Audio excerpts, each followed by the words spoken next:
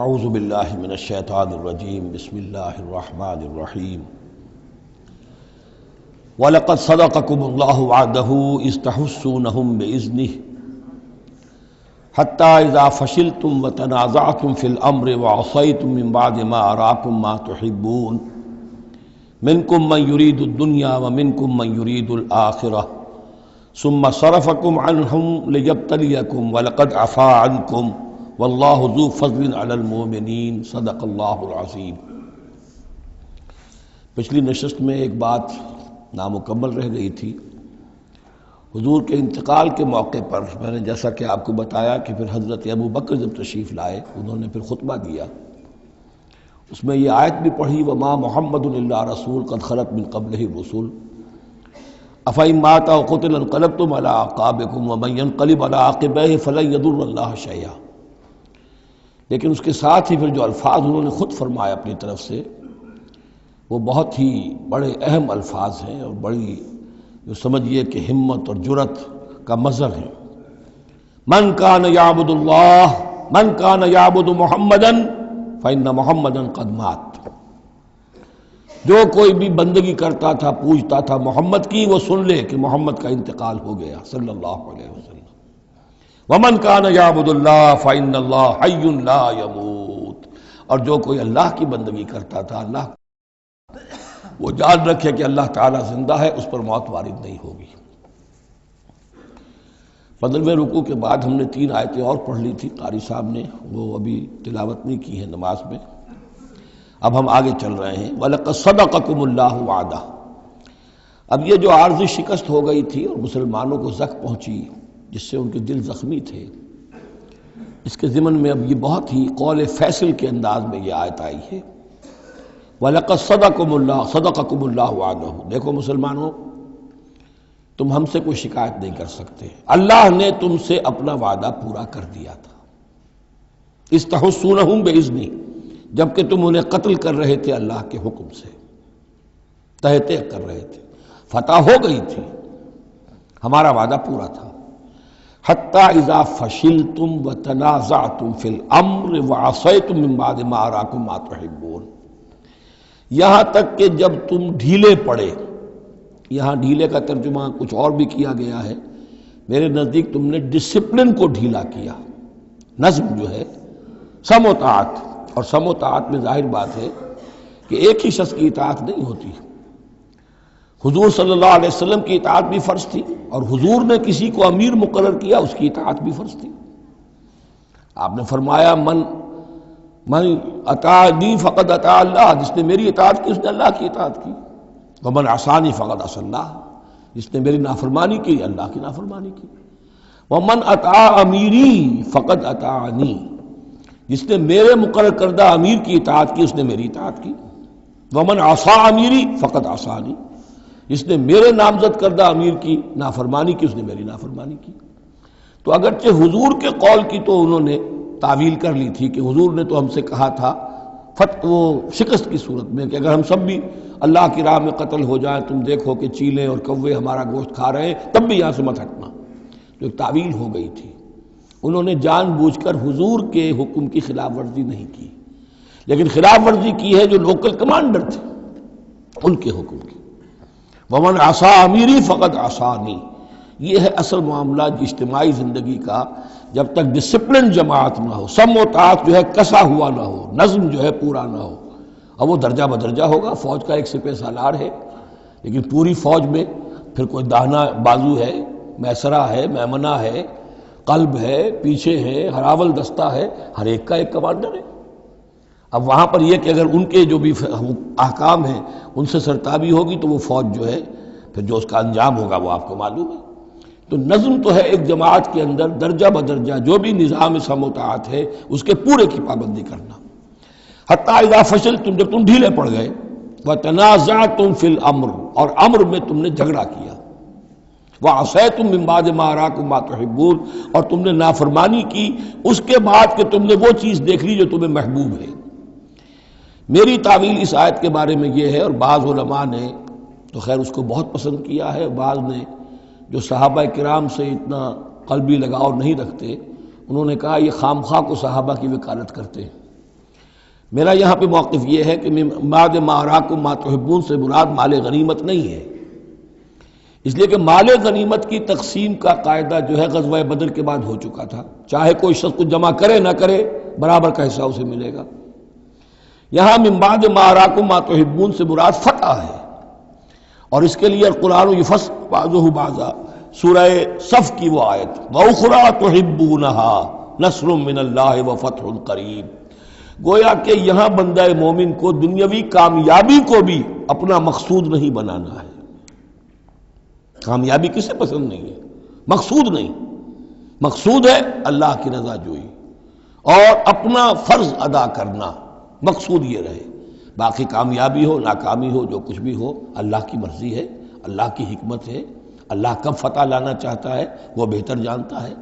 تو یہاں من بعد ما اراکم ما تحبون اکثر نہیں سمجھا ہے کہ اس سے مراد ہے مال غنیمت کی طلب میں وہ وہاں پہرا چھوڑ کر چلے گئے، میرے نزدیک یہ بات صحیح نہیں ہے۔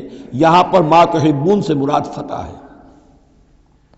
وَلَقَدْ صَدَقَكُمُ اللَّهُ وَعْدَهُ إِذْ تَحُسُّونَهُم بِإِذْنِهِ حَتَّىٰ إِذَا فَشِلْتُمْ وَتَنَازَعْتُمْ فِي الْأَمْرِ وَعَصَيْتُم مِّن بَعْدِ مَا أَرَاكُم مَّا تُحِبُّونَ مِنكُم مَّن يُرِيدُ الدُّنْيَا، تم میں سے وہ بھی ہیں جو دنیا چاہتے ہیں، دنیا میں کامیابی ہو جائے، ہمارا بول بالا ہو جائے، حکومت ہماری قائم ہو جائے۔ منکم من یرید الدنیا ومنکم من یرید الآخرہ، تم میں وہ بھی ہیں جو صرف آخرت کے طالب ہیں۔ ثم صرفکم عنہم، تو گویا کہ تم ہمیں تو ہم سے شکایت نہیں کر سکتے، کوئی شکوہ نہیں کر سکتے، لیکن جب تم نے یہ کام کیا حتی اذا فشلتم وتنازعتم فی الامر وعصیتم من بعد ما اراکم ما تحبون، اس کے بعد فرمایا ثم صرفکم عنہم لیبتلیکم، پھر اللہ نے تمہارا رخ پھیر دیا ان کی طرف سے۔ پہلے تو یہ تھا کہ وہ بھاگ رہے تھے اور تم ان کے پیچھے ان کا تعاقب کر رہے تھے، اب وہ الٹا معاملہ ہو گیا کہ اب تم پیچھے اپنی جان بچانے کے لیے ادھر ادھر جا رہے ہو۔ لیبتلیکم، تاکہ تمہیں اور ابتلا میں مبتلا کرے، امتحان اور لے تمہارا۔ وَلَقَدْ عَفَا عَنْكُمْ، لیکن ساتھ ہی معافی نامہ بھی ہے، اللہ تمہیں معاف کر چکا ہے، جو بھی خطا ہو گئی ہے، جو بھی غلطی ہو گئی ہے، کسی سے ہوئی ہے، اللہ نے معاف فرمایا۔ وَاللَّهُ ذُو فَضْلٍ عَلَى الْمُؤْمِنِينَ، اور اللہ تعالیٰ اہل ایمان کے حق میں بہت فضل والا ہے۔ اِذْ تُصْعِدُونَ وَلَا تَلْوُونَ عَلَىٰ أَحَدٍ، جبکہ تم چڑھے جا رہے تھے پہاڑ پر، کوہ احد پر جان بچانے کے لیے، وَلَا تَلْوُونَ عَلَىٰ أَحَدٍ، اور پھر کسی کی طرف مڑ کر نہیں دیکھ رہے تھے، وَالرَّسُولُ يَدْعُوكُمْ فِي أُخْرَاكُمْ، اور رسول صلی اللہ علیہ وسلم پکار رہے تھے تمہیں تمہارے پیچھے سے۔ بھگدڑ جب مچ جاتی ہے تو صورت یہ ہو جاتی ہے۔ حضور کے گرد تو آ گیا تھا، نرغہ کر لیا گیا تھا، اور یہ کہ بعض صحابہ نے اپنے جسموں کو ڈھال کا کام، یعنی ڈھال کے طور پر استعمال کیا ہے، تب حضور صلی اللہ علیہ وسلم کو وہ بچانے میں کامیاب ہوئے ہیں۔ ویسے تو بچانے والا اللہ ہے، لیکن جو وسائل دنیاوی ہیں اس کے اعتبار سے۔ فَأَصَابَكُمْ غَمًّا بِغَمٍّ لِكَيْ لَا تَحْزَنُوا عَلَىٰ مَا فَاتَكُمْ، پھر اللہ تم پر غم کے بعد غم مسلسل ڈالتا رہا، تاکہ تم غمگین نہ ہوا کرو اس پر کہ جو تم سے تمہارے ہاتھ سے جاتا رہے، وَلَا مَا أَصَابَكُمْ، اور نہ اس تکلیف پر کہ جو تم پر پڑے۔ یعنی رنج سے خوگر ہوا انسان تو مٹ جاتا ہے رنج۔ آدمی کو اگر کبھی اتفاقاً ہی کوئی رنج ہوتا ہو ایک، تو وہ رنج کا اثر بہت رہے گا، لیکن جب یہ ہے کہ پے بپے رنج آ رہے ہوں، اور سب سے بڑا رنج جو آیا وہ حضور کے انتقال کی خبر جب اڑ گئی، تو اپنے تن بدن کا تو ہوش ہی نہیں رہا کہ کسی کو کیا زخم لگا ہوا ہے، اور خود اس کا کوئی بازو کٹا ہوا ہے۔ اس طریقے سے اللہ تعالیٰ نے ان کے جو اس وقت کی کیفیت تھی اس میں ایک تخفیف پیدا کر دی۔ واللہ خبیر بما تعملون، اور اللہ تعالیٰ باخبر ہے اس سے جو تم کر رہے تھے۔ ثم انزل علیکم من بعد الغم امنۃ، پھر اس غم کے بعد اللہ تعالیٰ نے تم پر ایک اونگ، نیند سی طاری کر دی، نعاسا امنۃ نعاسا، یغشا طائفۃ منکم، کہ جو تم میں سے ایک گروہ کے اوپر جو ہے وہ طاری ہو گئی۔ اور یہ نیند جو آتی ہے یہ اطمینان قلب کا مظہر ہوتی ہے، کہ جیسے اب سب کچھ انسان نے بھلا دیا اور یہ کہ ایک اس کی کیفیت جو ہے ہو گئی ہے، تو یہ اللہ کی رحمت کے طور پر ہوا۔ وَطَائِفَةٌ قَدْ أَهَمَّتْهُمْ أَنفُسُهُمْ يَظُنُّونَ بِاللَّهِ غَيْرَ الْحَقِّ، البتہ ایک گروہ ایسا تھا کہ جنہیں اپنی جانوں کی پڑی ہوئی تھی اور وہ اللہ کے بارے میں ناحق گمان کر رہا تھا، ظن الجاہلیہ، جہالت والے گمان کر رہا تھا۔ یعنی اگر کوئی بچے کھچے منافقین بھی رہ گئے تھے عبداللہ ابن ابی کے 3 سے آدمیوں کے جانے کے بعد، اگر کوئی 2-4 ہوں تو ان کا حال یہ تھا کہ اس وقت انہیں اپنی جانوں کے لالے پڑے ہوئے تھے، جب یہ کیفیت ہو تو وہ اونگ کیسے آئے گی؟ تو ان کا تو حال یہ تھا کہ ان کے دل میں وسوسے آ رہے تھے کہ اللہ نے تو مدد کا وعدہ کیا تھا، وہ مدد تو پھر جھوٹی ہو گئی، بات تو اللہ کا جو ہے اللہ کی بات سچی ثابت نہیں ہوئی، ظن جاہلیت ان کے دماغوں میں پیدا ہو رہا تھا۔ وَطَائِفَةٌ قَدْ أَهَمَّتْهُمْ أَنفُسُهُمْ، انہیں اپنی جانوں کے لالے پڑ گئے، يَظُنُّونَ بِاللَّهِ غَيْرَ الْحَقِّ ظَنَّ الْجَاهِلِيَّةِ، وہ اللہ کے بارے میں گمان کر رہے تھے ناحق، کیونکہ جاہلیت کا ظن تھا۔ يَقُولُونَ هَلْ لَنَا مِنَ الْأَمْرِ مِنْ شَيْءٍ، اور وہ کہہ رہے تھے کہ ہمارے لیے بھی کوئی اختیار میں حصہ ہے یا نہیں۔ ہو سکتا ہے یہ وہ لوگ ہوں جنہوں نے اس وقت بھی مشورہ دیا تھا کہ جیسے حضور کی رائے تھی کہ مدینے کے اندر ہی محصور رہ کر جنگ کی جائے، ہماری بات نہیں مانی گئی تو ہمارا بھی کوئی اختیار ہے کہ نہیں، ساری بات محمد کی چلے گی صلی اللہ علیہ وسلم۔ یہ بھی جماعتی زندگی میں ہوتا ہے، انسان جو ہے پسند نہیں کرتا، ہر شخص چاہتا ہے میری بات بھی ہو، میری بات کو بھی مانا جائے، میری رائے جو ہے وہ بھی چلے، آخر ہم سب اپنے امیر کی رائے ہی مانتے رہیں، کیسے ہوگا؟ تو حل لنا من الامر من شیء، وہ ہمارے بھی اختیار میں کچھ ہے یا نہیں، ہمارا بھی کوئی اختیار ہے کہ نہیں؟ قل، کہہ دیجئے ان الامر کلہ للہ، امر اور اختیار تو کل کا کل اللہ کے لیے ہے۔ یخفون فی انفسہم ما لم یبدون لک، اے نبی یہ اپنے دل میں وہ بات چھپا رہے ہیں ما لا یبدون لک، جو آپ پر ظاہر نہیں کر رہے، ان کے دل میں کیا ہے اب اللہ کھول کر بتا رہا ہے۔ یقولون لو کان لنا من الامر شیء، یہ کہہ رہے ہیں کہ اگر ہمارا اختیار چلتا، ہماری رائے مانی جاتی، ہمارے مشورے پر عمل ہوتا، ما قتلنا ہاہنا، تو ہم یہاں قتل نہ ہوتے، یعنی ہمارے اتنے لوگ یہاں پر شہید نہ ہوتے۔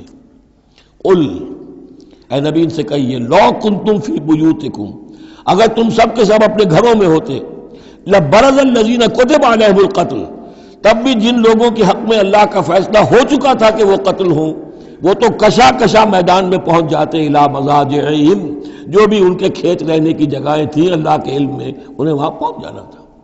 یہ تو اللہ تعالیٰ کے فیصلے ہوتے ہیں، تمہاری تدبیر سے اس کا کوئی تعلق نہیں۔ جن کے لیے یہ طے تھا اللہ کے علم میں، اللہ کی مشیت میں کہ انہیں یہ جو خلعت فاخرہ ہے، شہادت کی پہنانی ہے، وہ آتے خود بخود پہنچ جاتے، گھروں سے نکل کر آتے کشا کشا۔ وَلَيَبْتَلِيَ اللَّهُ مَا فِي صُدُورِكُمْ، اور یہ تو اللہ تعالیٰ اصل میں جھان پھٹک کر رہا ہے جو تمہارے دلوں میں ہے، اس کی ابتلا کر رہا ہے، آزما رہا ہے۔ وَلَيُمَحِّصَ مَا فِي قُلُوبِكُمْ، اور تاکہ وہ بالکل پاک اور خالص کر دے جو کچھ تمہارے دلوں میں ہے۔ وَاللَّهُ عَلِيمٌ بِذَاتِ الصُّدُورِ، اور اللہ تعالیٰ سینوں کے اندر کی مخفی باتوں کو بھی جانتا ہے۔ ان الذین تولوا منکم یوم التقى الجمعان، وہ لوگ کہ جو میدان جنگ سے چلے گئے اس دن جس دن کی دو جمعیتیں ایک دوسرے کے مقابلے میں آئیں۔ یہ تذکرہ ہو رہا ہے کچھ ایسے حضرات کا کہ جو جنگ کی جب شدت ہوئی تو وہ جان بچانے کے لیے جیسے کچھ لوگ کوہ احد پر چڑھے تھے، وہ ذرا اس سے آگے بڑھ کر میدان ہی سے فرار کر گئے۔ ان میں حضرت عثمان رضی اللہ تعالیٰ عنہ کا نام بھی آتا ہے۔ اب وہ کیفیت ایسی اضطراری کیفیت تھی کہ اس میں کسی سے کسی ضعف کا، کمزوری کا اظہار ہو جائے تو وہ بالکل ایک قرین قیاس بات ہے۔ جب حضرت عمر سے اظہار ہو گیا تو اور بہرحال حضرت عثمان رضی اللہ تعالیٰ عنہ کا درجہ تو ان کے بعد ہی ہے، وہ جذبات میں آ کر تلوار چھوڑ کر بیٹھ گئے۔ تو اسی طرح کی بات ہے، ان الذین تولوا منکم یوم التقى الجمعان، بے شک وہ لوگ جو ہٹ گئے میدان سے، فرار کی راہ اختیار کر گئے جس دن کے دو فوجیں آپس میں لڑی۔ انما استزلهم الشیطان بعض ما کسبوا، یہ اصل میں شیطان نے ان کے پاؤں پھسلا دیے تھے ان کے بعض افعال کی وجہ سے۔ کوئی کسی وقت تقصیر ہو گئی ہے، کوئی کوتاہی کسی وقت ہو گئی ہے، اور وہ ہر ایک سے ہو سکتی ہے، معصوم تو صرف نبی ہوتے ہیں۔ اس کی وجہ سے شیطان کو پھر موقع مل جاتا ہے کہ کسی موقع پر وہ اڑنگا لگا کر اس شخص کو، خواہ وہ کتنا ہی نیک ہو اور کتنا ہی صاحب رتبہ ہو، پھر یہ کہ کہیں کسی جگہ پھسلا دے۔ وَلَقَدْ عَفَا اللَّهُ عَنْهُمْ، اللہ انہیں معاف کر چکا ہے۔ یہ الفاظ بہت اہم ہیں، اس لیے کہ اہل تشیع نے اس چیز کو بہت اچھالا ہے۔ حضرت عثمان کی جو ہے وہ توہین کرتے ہیں، ان کے اوپر تنقید کرتے ہیں کہ یہ تو بھاگ گئے تھے میدان جنگ سے پیٹ دکھا کر، اب وہاں یہ بھول جاتے ہیں کہ اللہ تعالیٰ نے تو اعلان کیا ہے ان کی معافی کا، چاہے حضرت عثمان تھے یا اور بھی تھے۔ وَلَقَدْ عَفَا اللَّهُ عَنْهُمْ، اللہ انہیں معاف کر چکا ہے۔ اب کسی مسلمان کے لیے جائز نہیں ہے کہ ان پر زبان طعن دراز کرے۔ ان اللہ غفور حلیم، یقیناً اللہ تعالیٰ معاف فرمانے والا اور حلم والا ہے، حلیم ہے۔